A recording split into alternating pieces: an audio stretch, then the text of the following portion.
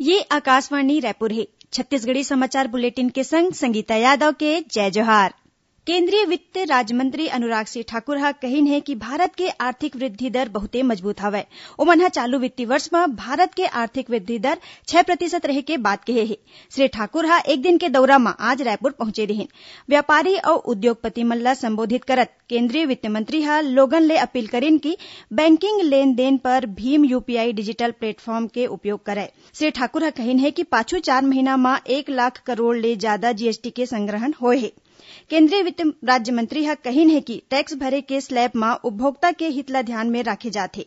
ओमन ह कहिन है कि सरकार ह ग्रामीण क्षेत्र में प्रधानमंत्री किसान योजना के माध्यम ले उखर बैंक खाता में 6,000 रुपया जमा करे हे। श्री ठाकुर ह कहे है कि केंद्र सरकार टैक्स पेयर चार्टर लावत हे, जेखर ले आयकर दाता मन ला टैक्स जमा करे में परेशानी झन होवय। प्रेम भाईचारा और रंग के तिहार होली काली मनाए जाही। एखर पहले आज रतिया बुराई में अच्छाई के जीत के प्रतीक होलिका दहन करे जाही। राजधानी रायपुर के प्रमुख चौराहा और गली मोहल्ला में होलिका दहन के जम्मो तैयारी हो गए हे। तिहार ला देखत पाछू कुछ दिन ले बाजार में रौनक दिखत हे। जगह जगह रंगुलाल और पिचकारी के दुकान सज गए हे। होली ला लेके लइका और युवा मन में बड़ उत्साह देखे जाथे। एकरे संग मिठाई के दुकान में घलो बड़का भीड़ देखे बर मिलत हे। उहे ए बखत पर्यावरण संरक्षण ला ध्यान में राखत प्रशासन ह लोगन मन ले हरियर रुखराई ला झन काटा एखर अपील करे हे। एला ध्यान में राखत लकड़ी के जगह में कंडा के होली जलाए के तैयारी करे गे हे। एकरे संगे संग होली में केमिकल मिले रंग और मुखौटा ऊपर घलो प्रतिबंधित लगाए गए हे। होली के मौका में राज्यपाल अनुसुईया उइके और मुख्यमंत्री भूपेश बघेल ह प्रदेशवासी मन ला हार्दिक बधाई और शुभकामना दिन हे। राज्यपाल ह अपन संदेश में कहिन है कि होली तिहार सांस्कृतिक एकता ला मजबूत करे और समाज में भाईचारा के भावना ला बढ़ाए में महत्वपूर्ण भूमिका निभाथे। उहे नेता प्रतिपक्ष धर्मलाल कौशिक ह घला प्रदेशवासी मन ला होली के हार्दिक शुभकामना दिन हे। देश में नोवेल कोरोना वायरस के 4 और मामला के पुष्टि होए हे और अब तक कुल 43 लोगन मन में ए संक्रमण के पुष्टि हो चुके हे।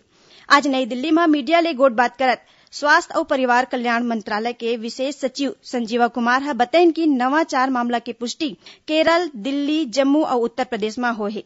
ओमन ह बताइन है कि 4 रोगी मन में 3 झिन इटली ले और 1 झिन ईरान ले हे। विशेष सचिव ह यहू घलो बताए है कि देश में अब तक कोरोना वायरस ले काखरो मृत्यु नहीं होए के खबर है। ओमन ह कहिन कि स्वास्थ्य और परिवार कल्याण मंत्री डॉक्टर हर्षवर्धन ह ए स्थिति ऊपर बरोबर नजर राखे हवय। इहे दिशा में करे जात कार्रवाई और तैयारी के समीक्षा घलो करे जाथे। देशवासी मन के पोषण स्तर में सुधार बर केंद्र सरकार डहर ले पोषण अभियान के कार्यक्रम चलाए जाथे। एमा लइका मन, गर्भवती और दुग्ध पान करैया माईलोगिन मन पर विशेष ध्यान दे जाथे। ए अभियान में छत्तीसगढ़ के संगे संग 14 केंद्रीय विभाग और जम्मो राज्य सरकार ह पोषण अभियान में भागीदारी देवत हे। प्रदेश भर में लइका मन के पोषण स्तर के जांच बर अवैया 16 मार्च ले वजन तिहार मनाए जाही। ए बारे में महिला और बाल विकास विभाग डहर ले जम्मो जिला कलेक्टर मन ला निर्देश जारी कर दे गे हे। 25 मार्च तक चलैया ए वजन तिहार में 5 बछर ले कम आयु के लइका मन के पोषण स्तर के आकलन करे जाही। पूर्व केंद्रीय कानून मंत्री हंसराज भारद्वाज के नई दिल्ली में निधन हो गए हैं। स्वर्गीय श्री भारद्वाज बछर 2009 ले 2014 तक कर्नाटक के राज्यपाल और बछर 2012-13 में केरल में राज्यपाल के प्रभारी घलो रहिन हैं। मुख्यमंत्री भूपेश बघेल हंसराज भारद्वाज के निधन में गहरा शोक जतइन है। इति खाद्य मंत्री अमरजीत भगत के पिता श्री दखलू राम भगत के आज रायपुर के एक निजी अस्पताल में निधन हो गए है। राज्यपाल अनुसुईया उइके और मुख्यमंत्री भूपेश बघेल श्री दखलू राम भगत के निधन पर गहरा दुख जतइन है। जगदलपुर में पाछू रथिया एक रद्दा दुर्घटना में 3 मनखे के मौत हो गई। मिले खबर के मुताबिक परपा थाना के तीर दुर्ग रद्दा में बस ला पाछू ले आवत ट्रक ह टक्कर मार दिस। ए दुर्घटना में 2 यात्री और बस हेल्पर के मौकच में मौत हो गई। ए जम्मो लोगन मन मुंगेली के रहैया बताए जाथे। अब पेश है मौसम के हाल। प्रदेश के मौसम में एक घाव फेर बदलाव हो सकत है। मौसम विभाग ह अवैया 24 घंटा के भीतर कतकोन जगह में हल्का ले मध्यम वर्षा होए के संभावना जताए है। उहे कोनो जगह में तेज हवा के संग करा गिरे के चेतावनी घलो दे गे है। इति कांकेर जिला में तेज हवा के संगे संग ओला गिरे के स्थिति कई ठन जगह मन में पेड़ और बिजली के खंभा क्षतिग्रस्त होए है।